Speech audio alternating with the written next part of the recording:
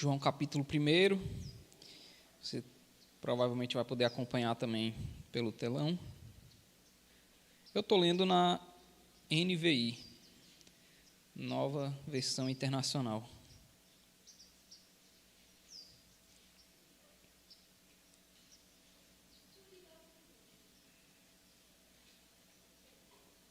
A partir do verso 43.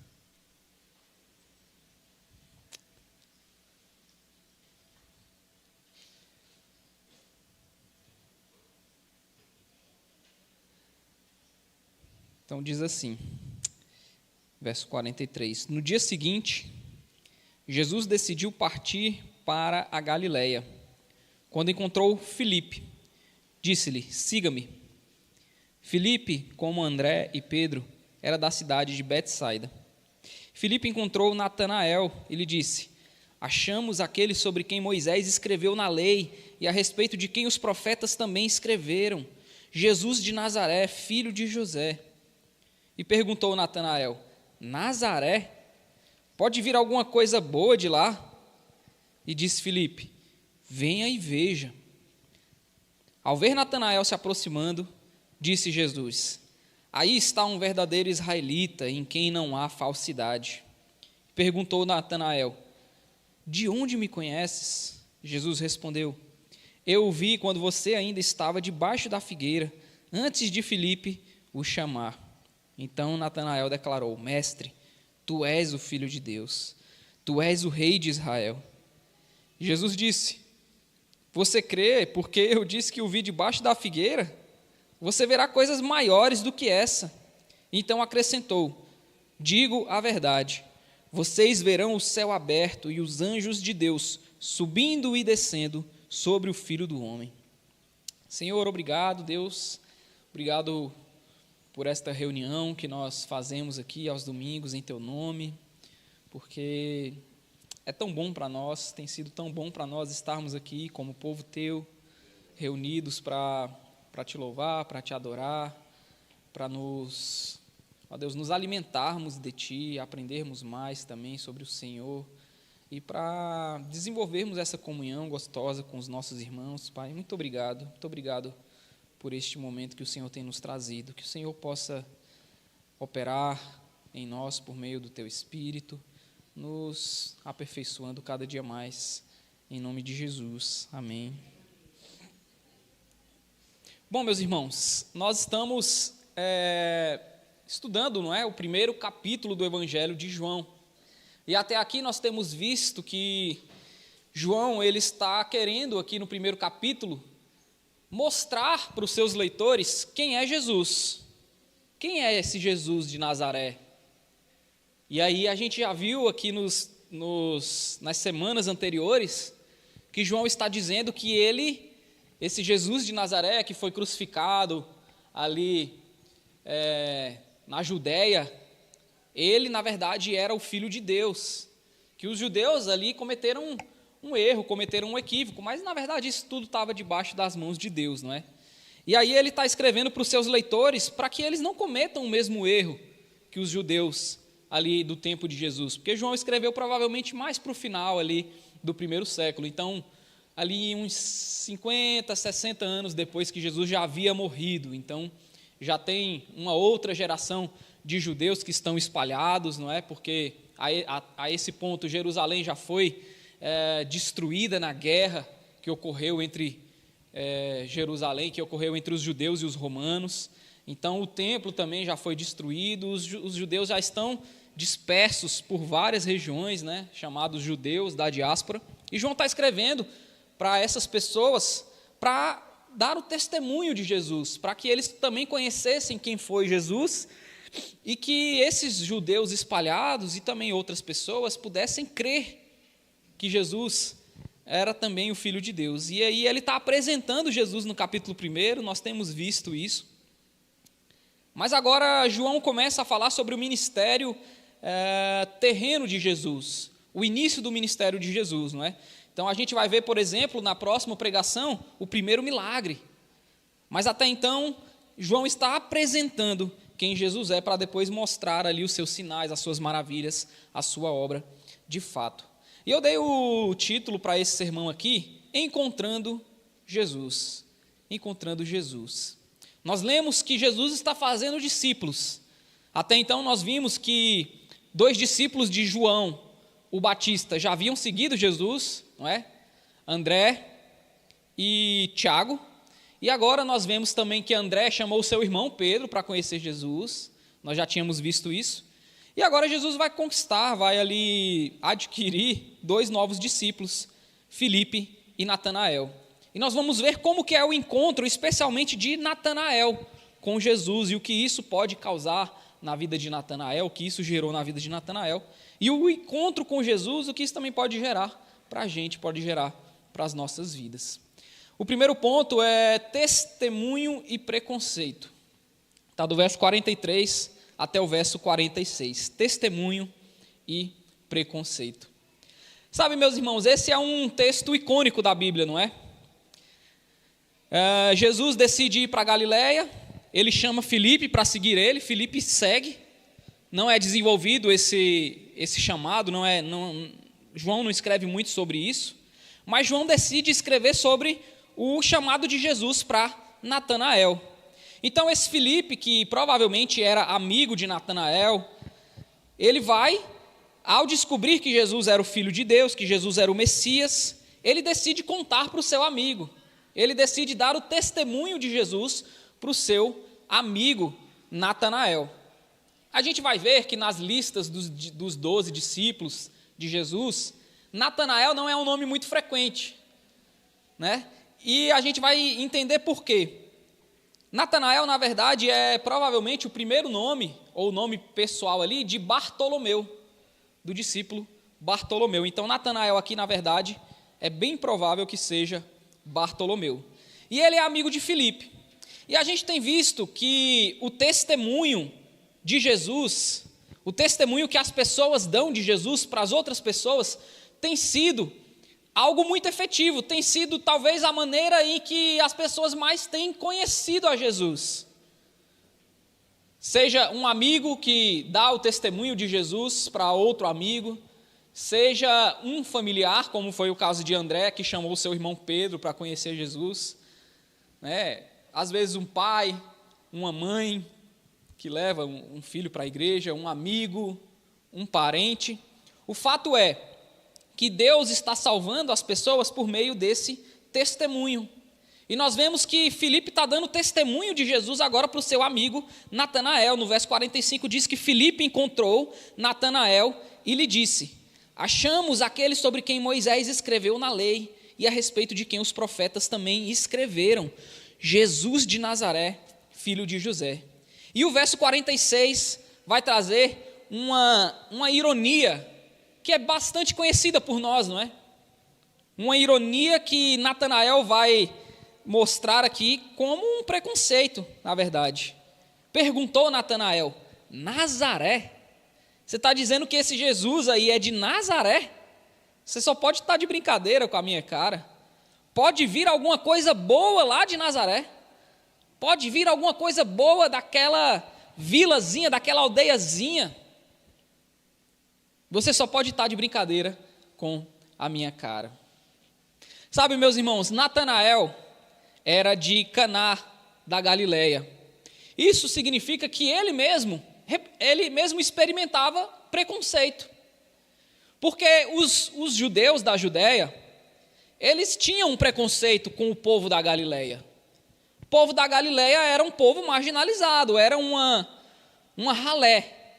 Então o próprio Natanael, muito provavelmente, já tinha experimentado preconceito por ele ser da Galileia, por ser dessa região periférica. Mas a gente vai ver que esse Natanael, que já havia sofrido preconceito na sua vida, também tem um preconceito com relação a Nazaré. Talvez existia uma rivalidade ali entre Caná, que era uma cidade, e Nazaré, que era uma pequena vila. O fato é que Natanael tinha esse preconceito. Não sei se ele já tinha conhecido muita gente de Nazaré que não era lá gente boa. Eu não sei se Nazaré era um lugar que saía muitas pessoas que não, sabe, que faziam coisas erradas. O texto não diz. Mas o texto diz que Natanael tinha esse preconceito com relação a Nazaré. E ele fala para o seu amigo Filipe: rapaz, se você tivesse me dito que ele vem de outro lugar, poderia até ser, mas de Nazaré, aí você está brincando com a minha cara. É algo semelhante a dizer que, não sei, que uma pessoa super importante veio de um lugar que a gente despreza. Que uma pessoa, sei lá, que é a mais famosa, que é a que a gente mais admira, veio de um contexto que a gente despreza, que a gente acredita que é ruim, que é mal, não é? Me ajudem aí, qual um contexto, assim, uma cidade, ou um bairro, ou talvez um contexto mesmo, não necessariamente uma localidade, mas um contexto que a gente fala assim, não, dali não pode vir coisa boa. Estrutural? Sol Nascente é uma das maiores favelas, né? E agora se tornou...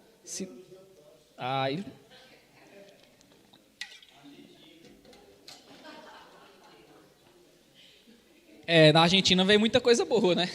O Messi, Maradona. Mas é isso. Câmara dos Deputados foi boa, Pingo. Pode vir alguma coisa boa lá da Câmara dos Deputados?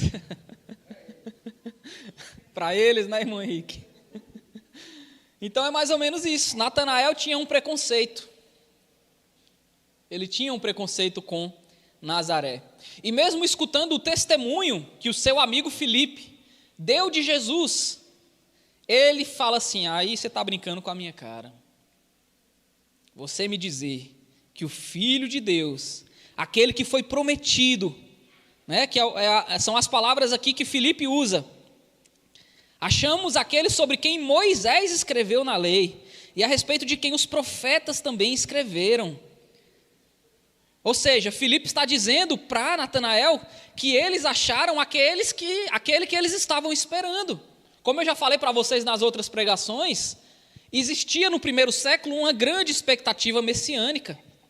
Os judeus acreditavam que o Messias viria naquele tempo. É mais ou menos o que a gente acredita hoje em dia, né? A gente não fala assim que o mundo está perto de acabar, que Jesus vai voltar. Jesus está voltando, não é? Então a gente tem uma expectativa acerca da volta de Jesus no nosso tempo, né? E a gente observa os sinais e tal. E ontem os Estados Unidos atacou o Irã.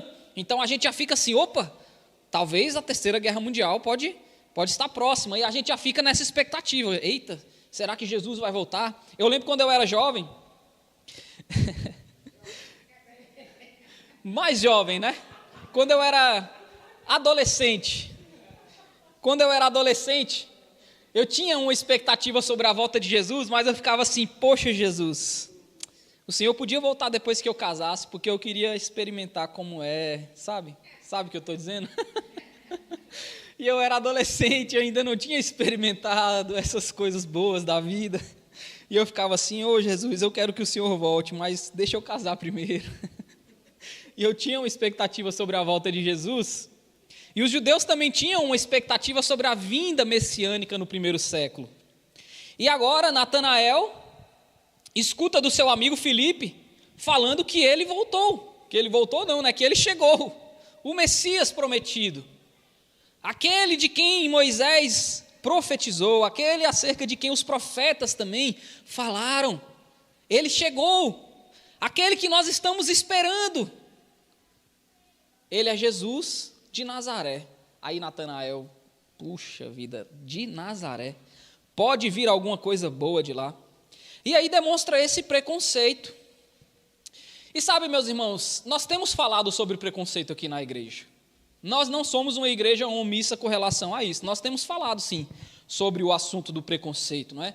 Nós temos falado que a igreja tem preconceito, que a igreja tem, de fato, sido diversas vezes preconceituosas contra diversas pessoas, né? Nós já falamos aqui sobre racismo, nós já falamos sobre homossexualidade, nós já falamos diversas vezes sobre preconceito contra essas minorias e tudo mais. Então, cabe essa aplicação aqui nesse texto também, de nós pensarmos que, de fato, Deus ele pode trazer coisas maravilhosas dos lugares que a gente menos espera. Que nós podemos aprender sobre Jesus de lugares que a gente jamais imaginaria. Nós temos batido nessa tecla. Mas eu gostaria de trazer uma outra aplicação para esse texto aqui, que nós não temos talvez falado acerca disso.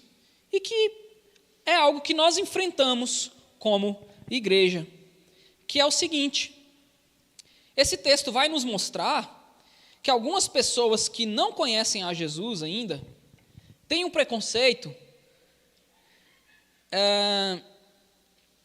contra esse conceito de Jesus. Eles têm um preconceito, talvez não contra o próprio Jesus, mas contra a religião. São pessoas que, se você falar no nome de Jesus, ou se você tocar nesse assunto da religião, talvez do evangelicalismo, as pessoas vão se sentir incomodadas. Elas não querem ouvir a respeito. E elas desenvolveram um preconceito. Tudo bem, a igreja tem ali as suas falhas, a igreja tem a sua culpa, a sua grande parcela de culpa nisso. Mas há também que se dizer que muitas pessoas que lutam contra diversos outros tipos de preconceito, é o caso de Natanael. Natanael vem de um contexto onde ele sofria preconceito por ser da Galileia. Mas agora ele próprio tem um preconceito contra Nazaré. E há de se dizer que, às vezes, as pessoas que sofrem preconceito de outras formas e de outras maneiras, também têm os seus preconceitos.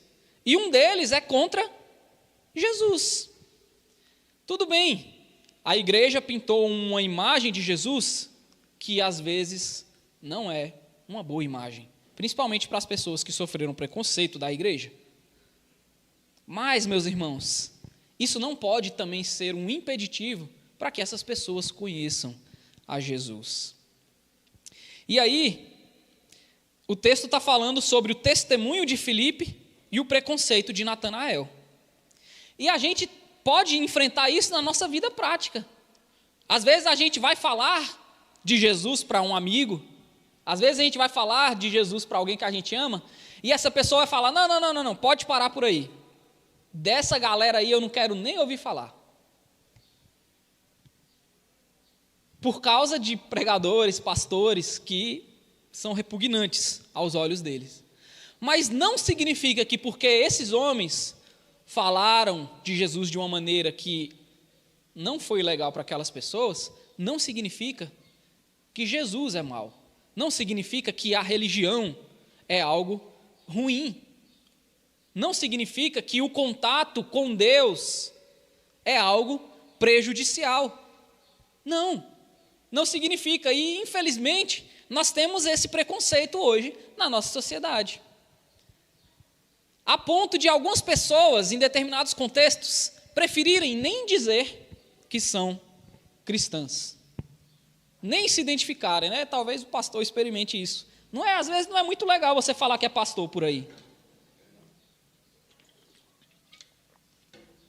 As pessoas já vão olhar para a gente com preconceito.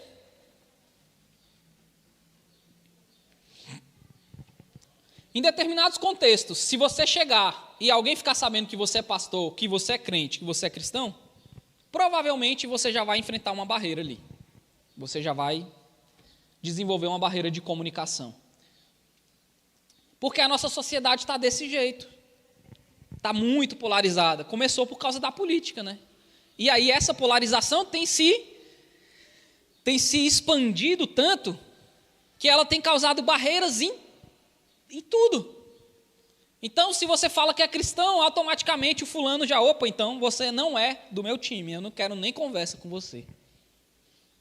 Infelizmente, nós temos que atravessar esse tipo de preconceito, mas isso não pode impedir a gente de testemunhar acerca de Jesus. Porque o que João está mostrando aqui no capítulo 1 é exatamente que o testemunho de Jesus é a maneira pelo qual ele tem salvado outras pessoas.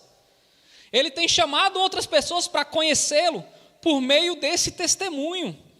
Então não pode nos impedir, meus irmãos, o fato de existir esse preconceito na nossa sociedade, não pode nos impedir de testemunhar de Jesus para outras pessoas. Eu sei que às vezes a imagem que elas têm de Jesus é uma imagem deturpada, então elas não vão querer nem saber. Mas, como eu falei para vocês na outra pregação, o nosso propósito e a nossa identidade é justamente testemunhar de Jesus em tudo que a gente fizer, na nossa vida, com as nossas ações, com as nossas palavras. Então, se há essa imagem deturpada de Jesus, que por meio de nós, Jesus possa tornar essa imagem limpa, tornar essa imagem melhor. Não que a gente tenha que limpar a barra de Jesus, não é isso. Mas se há um engano na sociedade, por meio, em muitos contextos, acerca de quem Jesus é, que nós possamos fazer como João está fazendo aqui, ensinando os judeus que Jesus de Nazaré não é aquele que eles pensavam, mas que na verdade ele é o Filho de Deus, ele é aquele que tira o pecado do mundo, ele é aquele que nós vamos ver aqui que vai proporcionar para Natanael um encontro maravilhoso, apesar do seu preconceito contra Nazaré. Então a gente vai ver que apesar desse preconceito, se nós testemunharmos de Jesus, pode ser que Jesus faça algo maravilhoso na vida dessas pessoas que antes tinham preconceito com relação à fé cristã. E o fato é isso. Na nossa sociedade vai ter gente dizendo assim: pode vir alguma coisa boa da igreja evangélica brasileira? E a nossa tarefa é mostrar para eles que pode vir coisa boa da igreja brasileira. Pode vir coisa boa. Apesar dos nossos erros, apesar das nossas falhas, nós temos algo para oferecer. O testemunho de Jesus. Um testemunho do evangelho verdadeiro. Um testemunho de quem Jesus é de fato. E ao oferecer esse testemunho, eu tenho certeza que Deus vai fazer maravilhas nas vidas dessas pessoas também. E é interessante que Filipe vai responder para Natanael sobre o seu preconceito. Quando Natanael fala assim: pode vir alguma coisa boa de lá, Filipe vai falar no verso 46, venha e veja. Venha e veja. Isso é muito interessante, sabe por quê? Filipe não vai discutir muito com Natanael. Ele vai convidar Natanael para conhecer com seus próprios olhos, para que Natanael experimente aquilo que ele também experimentou. E isso é muito legal, porque conhecer é a cura para o preconceito. Você vai tirar as suas próprias conclusões. Conhecer aquilo que você tem um preconceito contra vai fazer com que você pense melhor sobre aquele determinado assunto. Isso eu estou falando de todo tipo de preconceito. À medida que a gente se aprofunda mais em determinado assunto, se aprofunda mais nas vidas das pessoas, à medida que a gente conhece pessoas que antes a gente considerava que não eram pessoas que a gente gostaria de conhecer, à medida que a gente vai desenvolvendo essas relações com qualquer grupo que antes a gente desprezava, isso vai mudando a nossa mente, meus irmãos. Isso vai melhorando a nossa percepção com relação àquele contexto, isso vai curando os nossos preconceitos. Então, o que Filipe vai falar para Natanael é exatamente isso. Venha e veja você com seus próprios olhos e tire as suas próprias conclusões. Se você não acredita no que eu estou dizendo, se você acha que não pode vir coisa boa de Nazaré, então venha e veja, conheça, experimente, e aí você vai poder dizer se o que eu estou dizendo para você é verdade ou é mentira. Você vai poder tirar as suas próprias conclusões, de maneira que a cura para o preconceito é conhecer, é se aprofundar, é tirar as suas próprias conclusões, é pesquisar, né? Agora, à medida que a gente não conhece o contexto, não conhece as pessoas, não conhece o que está por trás daquilo ali, a gente não conhece o conceito, e aí a gente desenvolve o preconceito. Mas aí, se a gente conhecer, se a gente se aprofundar, seja na vida de pessoas que a gente despreza hoje, de pessoas que nós temos sim preconceito hoje, talvez a gente vai curar esse preconceito à medida que a gente conhece e se aprofunda. E é isso que Filipe está falando para Natanael. Venha e veja, tire a sua própria conclusão. E aí eu vou para o meu segundo ponto. Jesus nos conhece totalmente, do verso 47 até o verso 48. Bom, algo é interessante aqui em Natanael. O seu preconceito não vai impedir ele de ir conhecer. Porque às vezes isso acontece, não é? Nosso preconceito está tão arraigado que a gente não quer nenhum tipo de contato. Então a gente prefere nem se aprofundar nem um pouco, porque nós não queremos perder aquele preconceito que a gente já tem. Natanael, pelo menos, ele resolve ir e verificar, tirar as suas próprias conclusões. No verso 47, ao ver Natanael se aproximando, então provavelmente Natanael escuta Filipe, escuta o seu amigo, fala, beleza, eu vou lá ver se o que você está dizendo é verdade. Eu vou pesquisar, eu vou me aprofundar para ver, para tirar a minha própria conclusão. E ao ver Natanael se aproximando, Jesus fala, aí está um verdadeiro israelita, em quem não há falsidade. E perguntou Natanael, de onde me conheces? A gente, ao ler isso aqui, às vezes a gente pensa assim, aí está um verdadeiro israelita, em quem não há falsidade. Pode parecer, meus irmãos, um simples elogio, digamos assim. Um elogio qualquer, um elogio fútil. Jesus está vendo Natanael vindo de longe. Jesus quer fazer uma de boa praça, uma de bom amigo, né? Opa, já vou me conectar aqui com Natanael, então vou fazer um elogio para ele, para criar uma conexão com Natanael. Talvez a gente leia isso aqui e pensa que isso aqui é um elogio vazio, um elogio qualquer. Jesus olha para Natanael e fala, aí está um verdadeiro israelita, em quem não há falsidade. Mas aqui a gente precisa entender um pouco duas coisas. Primeiro, Jesus está fazendo alusões ao Antigo Testamento, nessa conversa que ele vai ter com Natanael aqui. Ele está fazendo, por exemplo, uma alusão a Jacó. Lá em Gênesis a gente tem a história de Jacó. E Jacó, que depois vai se chamar Israel, ele é uma pessoa enganadora, não é? Ele é demonstrado na Bíblia como alguém enganador. Alguém que enganou o seu irmão, depois enganou o seu pai e conquistou ali a bênção da primogenitura.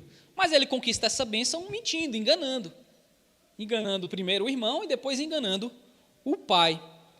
Então Jesus está fazendo uma alusão aqui à história de Jacó. A gente vai ver isso também no final, quando ele vai falar ali na sua última fala, no verso 51. E quando Jesus olha para Natanael, e ele fala, e aí vai um verdadeiro israelita, em quem não há engano, em quem não há falsidade, Jesus está dizendo, olha, aí vai o filho de Jacó, um descendente de Jacó, um verdadeiro israelita, mas diferente do seu pai, eu sei que você não é um enganador.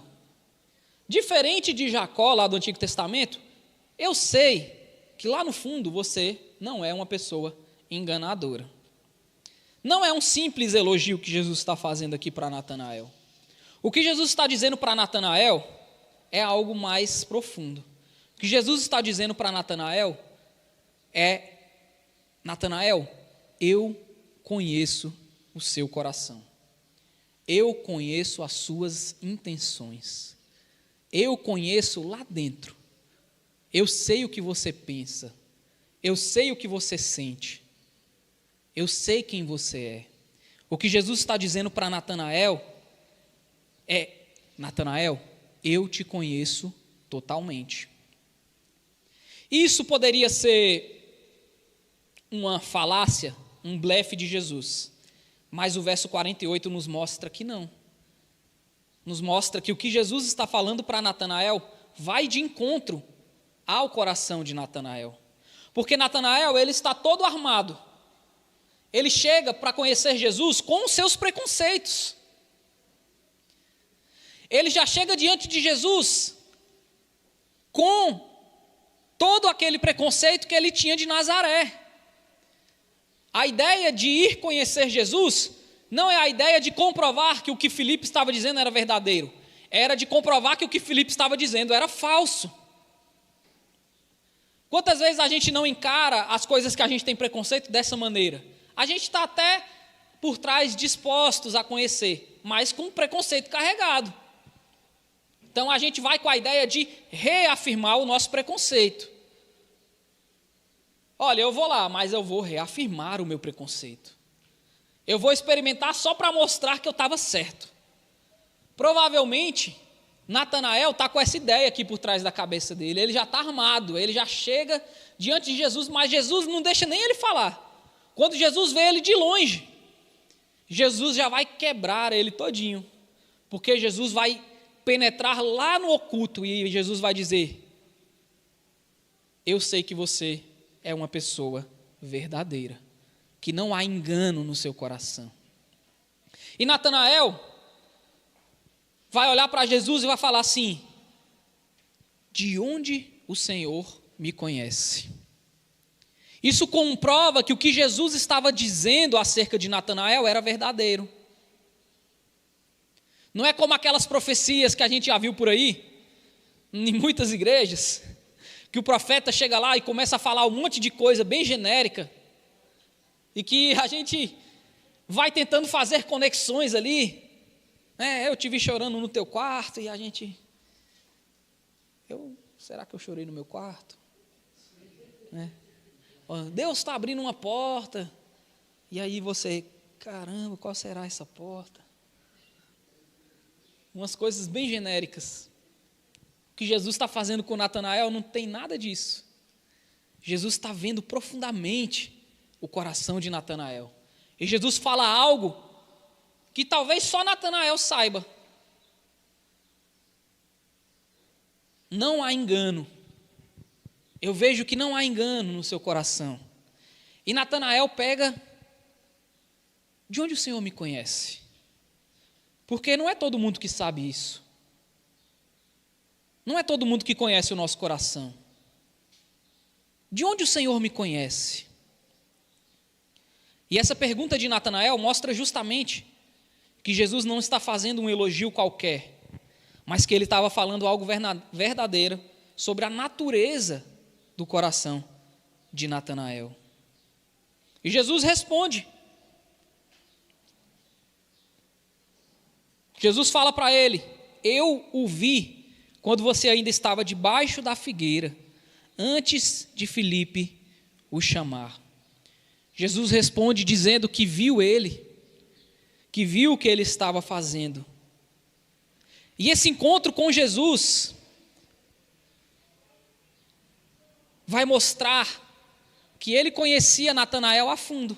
Não apenas o coração de Natanael, mas ele conhecia as ações de Natanael. Aquilo que ele fazia quando ninguém mais estava olhando. Jesus sabia quem era Natanael lá no profundo. Sabe, meus irmãos, esse encontro que Natanael tem com Jesus vai falar algo para a gente também.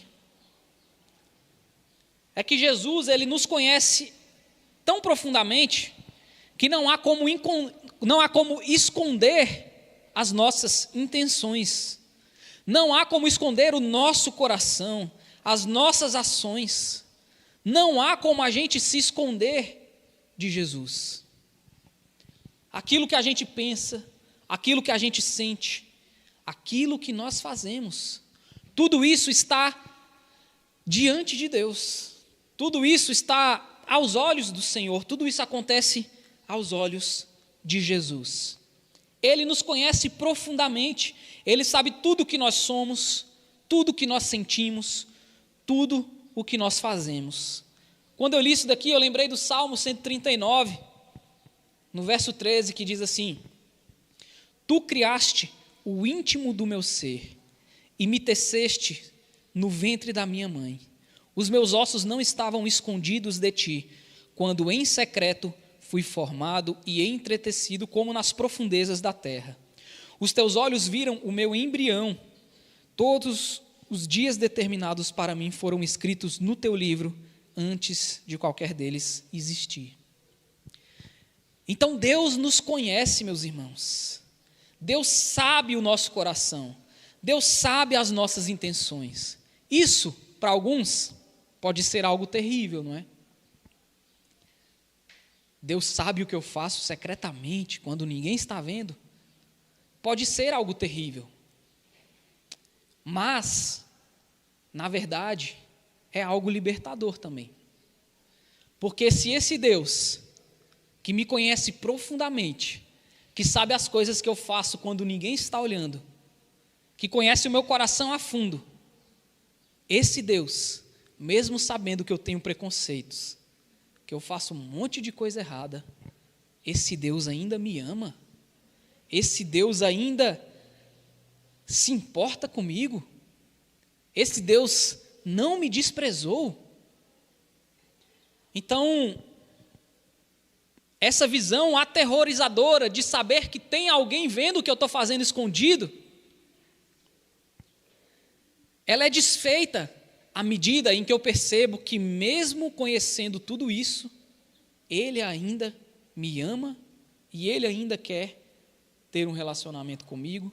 Ele ainda usa pessoas para dar o testemunho dEle para mim, para que eu seja atraído a Ele, para que Ele fale ao meu coração, para que Ele olhe nos meus olhos e diga que me conheça profundamente e que mesmo assim Ele ainda quer me salvar, quer que eu faça parte da família dEle. Ele quer que eu viva eternamente com Ele na eternidade.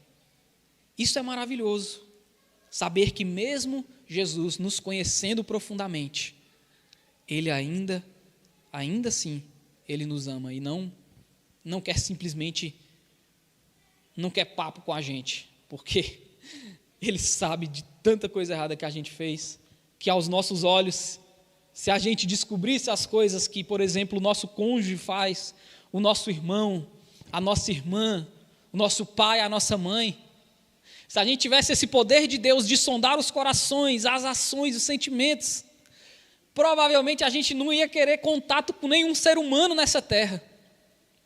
E o que Deus faz é exatamente o contrário. Ele olha para tudo isso e, ao invés de olhar com um olhar de ira, de devastação, de condenação, Ele olha com um olhar de misericórdia. Ele vê nessas fraquezas, nesse profundo e oculto do nosso sentimento, Ele vê alguém que precisa de ajuda e que Ele está disposto a ajudar, a transformar, a aperfeiçoar, a fazer alguém que seja segundo a imagem dEle, que seja parecido com seu Filho e nos trazer para perto. Então isso é maravilhoso. Natanael vai experimentar isso quando ele encontra com Jesus.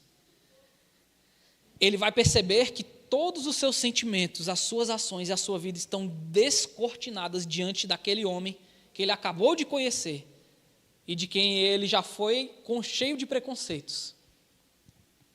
E agora ele vai perceber que, ao contrário da visão aterrorizadora de ter alguém olhando para você e descobrindo tudo que você é e o que você faz, isso pode ser libertador, isso pode ser uma experiência maravilhosa. Assim como Natanael vai perceber. E eu vou para o meu terceiro ponto. Experimentando a glória de Deus.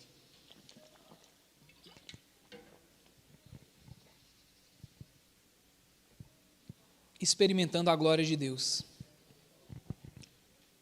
Que está do verso 49 até o 51. Então Natanael declarou: Mestre, Tu és o Filho de Deus, Tu és o Rei de Israel.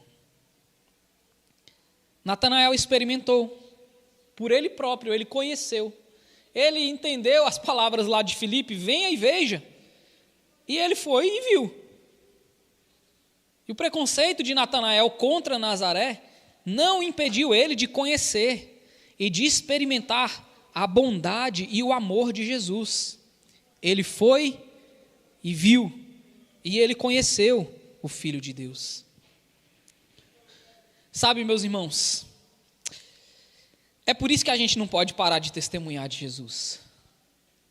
É por isso que nós temos que continuar falando e vivendo, para que outras pessoas também possam experimentar esse raio-x completo que nós experimentamos, mas que vem junto com amor, com misericórdia, com bondade, com salvação, que vem junto com um amor que a gente nunca sentiu em nenhum outro momento das nossas vidas. Porque qualquer outro ser humano, ele nos ama condicionalmente. Pode ser o nosso pai, a nossa mãe, meus irmãos. Mas experimentar o amor de Jesus, alguém que sabe exatamente tudo o que nós somos de fato, sem esconder coisa alguma, e ainda assim ele nos amar e querer estar perto da gente, querer habitar dentro da gente, isso é maravilhoso demais. Filipe sabia disso, e ele chama Natanael para conhecer também. E Natanael, apesar dos seus preconceitos, vai lá e experimenta tudo isso. E aí Jesus vai fazer uma nova referência a Jacó, ao Antigo Testamento. Jesus diz o seguinte: você crê porque eu disse que o vi debaixo da figueira?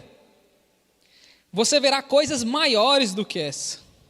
E então acrescentou: digo a verdade, vocês verão o céu aberto e os anjos de Deus subindo e descendo sobre o Filho do Homem. Você lembra da história de Jacó? Lá em Gênesis capítulo 28. Jacó está fugindo do seu irmão, que queria matar ele porque tinha roubado a primogenitura. E aí o pai de Jacó, Isaac, fala assim: ó, Jacó, eu não quero que você tome uma mulher desse povo aqui não. Viaja, vai até os meus parentes e lá você vai tomar uma mulher para você. E aí ele vai embora. No meio do caminho, Jacó encontra uma pedra ali, um canto que ele acha propício para dormir, coloca uma pedra como travesseiro, se deita e aí dorme. Coloca para a gente aí, Clecinha, Gênesis 28, por favor, verso 10.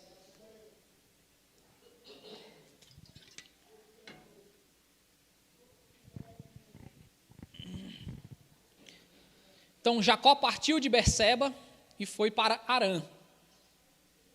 Chegando a determinado lugar, parou para pernoitar, porque o sol já havia se posto. Tomando uma das pedras do local, colocou-a sobre a cabeça para se deitar. Ali sonhou que havia uma escadaria que se erguia da terra e cujo topo alcançava os céus, e pela qual os anjos de Deus subiam e desciam. Pode passar. Acima dela, em pé, estava o Senhor, que lhe disse: eu sou o Senhor, o Deus de Abraão, o seu pai, o Deus de Isaque, e darei a você e à sua descendência a terra na qual você está deitado. Pode passar. Os seus descendentes serão como o pó da terra e se espalharão para o oeste, para o leste, para o norte, para o sul. Todas as famílias da terra serão abençoadas por meio de você e da sua descendência. E eu estou com você, cuidarei de você, aonde quer que você vá, e eu o trarei de volta a esta terra. Não o deixarei, enquanto não fizer o que lhe prometi. Quando Jacó acordou do sono, disse: sem dúvida o Senhor está nesse lugar, mas eu não sabia. Com muito medo ele disse: temível é este lugar. Não é outro, senão a casa de Deus. Esta é a porta dos céus. Na manhã seguinte, Jacó levantou cedo, pegou a pedra que havia posto sobre a cabeça, colocou-a de pé como coluna, derramou óleo sobre o seu topo e deu àquele lugar o nome de Betel, embora a cidade anteriormente se chamasse Luz. Então Jacó tem uma grande experiência com Deus lá em Gênesis. Ele sonha com os céus abertos, uma escada que vai da terra até os céus, então uma ligação, né? E os anjos subindo e descendo por essa escada. E mais importante do que a visão é o que Deus faz depois. Deus se revela para ele. Deus fala: olha, Jacó, eu sei quem você é. Você é um enganador. Você enganou seu irmão, seu pai, mas apesar de você, apesar das suas falhas, apesar de você ser esse cabra sem vergonha, eu vou te abençoar. Por meio de você, eu vou cumprir a promessa que eu fiz para Abraão e depois para Isaac. Eu vou fazer para você também essa promessa. Eu vou cumprir essa promessa em você. Apesar de você, por meio de você, eu vou abençoar as famílias da terra. E aí Jacó pega e fala: meu Deus do céu, isso é maravilhoso demais o que aconteceu aqui. Eu tive uma experiência tremenda com Deus. Isso aqui agora vai se chamar Casa de Deus. E aí ele dá o nome àquele lugar de Betel, que significa exatamente Casa de Deus. E aí Jesus, nessa interação com Natanael, Jesus lembra desse episódio. E Jesus fala: rapaz, você está impressionado porque eu conheço você, porque eu sei as coisas que você faz, simplesmente porque eu disse que eu te vi debaixo da figueira e você ficou impressionado com isso. Você verá coisas maiores do que essa. E aí ele pega e retoma aquilo que Jacó experimentou. Digo a verdade, vocês verão o céu aberto e os anjos de Deus subindo e descendo, não sobre uma escada, mas sobre o Filho do Homem. Jesus está dizendo para Natanael e para os discípulos que já o acompanhavam a essa altura, que o que Jacó apenas sonhou, meus irmãos, o que Jacó sonhou lá em Gênesis, vocês verão e experimentarão. Mais bem-aventurados são vocês do que Jacó. Jesus está dizendo que ele é a ligação entre os céus e a terra. Jesus está dizendo que essa conexão que havia sido rompida, que havia sido quebrada entre os céus e a terra, entre nós e Deus, essa conexão que foi quebrada por causa do pecado, ele está dizendo que ele está religando, que ele está refazendo essa conexão. Esse é exatamente o conceito de religião. Um dos mais famosos, que é religare, que é justamente essa religação daquilo que estava perdido, a nossa conexão com Deus. E aí, se Jacó deu o nome daquele lugar de Betel, Jesus está dizendo que se lá era Betel, eu sou Betel. A casa de Deus sou eu. Onde eu estiver, ali será a casa de Deus. É isso que Jesus está dizendo para os seus discípulos. Que o nosso encontro com Ele, essa primeira experiência, por mais maravilhosa que ela seja, ela é apenas o início do que Ele tem para nos oferecer, do que Ele vai fazer nas nossas vidas, do que Ele já fez também na sua cruz.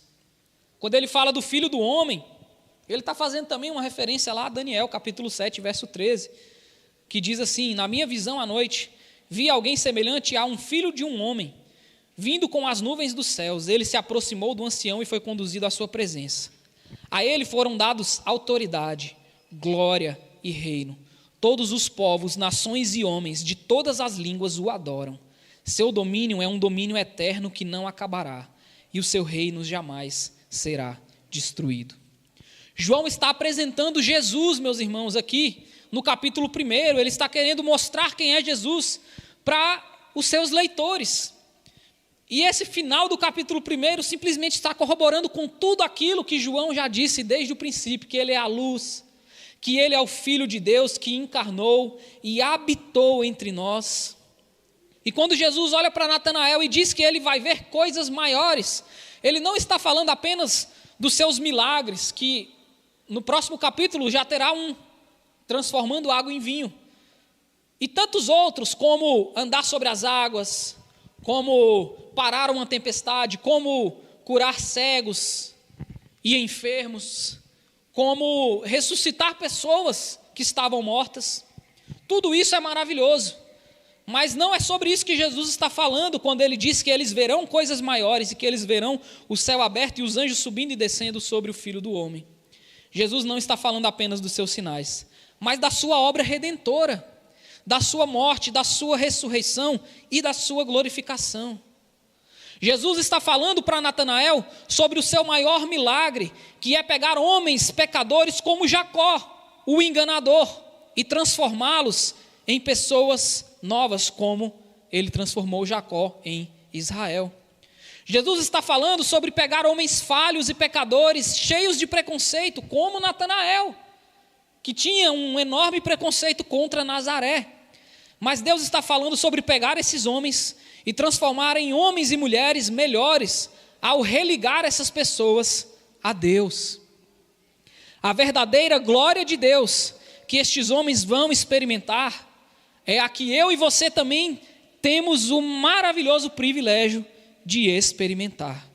É o que Paulo fala lá em Colossenses capítulo 1, verso 27. Deus em nós, a esperança da glória. É o que João já explicou aqui no capítulo 1. Jesus, o Verbo encarnado, habitando entre nós. Essa é a grande glória. Isso é Deus encarnado. Isso é os céus abertos e os anjos subindo e descendo. Os céus na terra. E isso se tornou possível por meio da obra redentora de Jesus. E nós podemos experimentar isso nas nossas vidas verdadeiramente e de forma prática nas nossas vidas, à medida que nós conhecemos Jesus e que nós somos transformados por Ele. E o seu Espírito habitando em nós. Isso é uma grande glória, um grande mistério. Natanael, o preconceituoso, se torna agora uma testemunha de Jesus. Jacó, o enganador, se torna Israel, aquele por meio de quem a promessa irá se cumprir. E eu e você? E eu e você? Qual o nosso pecado? O que é que nós fazemos lá no profundo e no oculto? O que nós pensamos, o que nós sentimos, o que nós fazemos quando ninguém está vendo? Eu quero dizer para vocês, Deus está vendo. E isso não é uma má notícia. É uma boa notícia de que Ele nos ama apesar dessas falhas e de que Ele pode fazer coisas melhores e maiores nas nossas vidas, assim como Ele fez na vida de Natanael e de Jacó. Amém?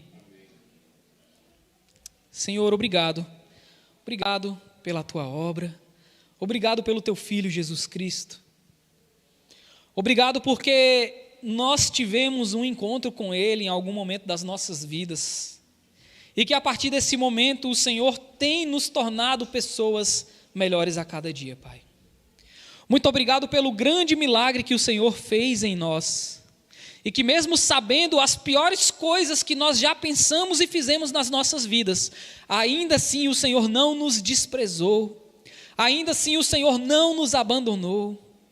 Pelo contrário, o Senhor nos chamou com a sua graça e com a sua bondade para sermos os seus discípulos e testemunhas neste mundo, Pai.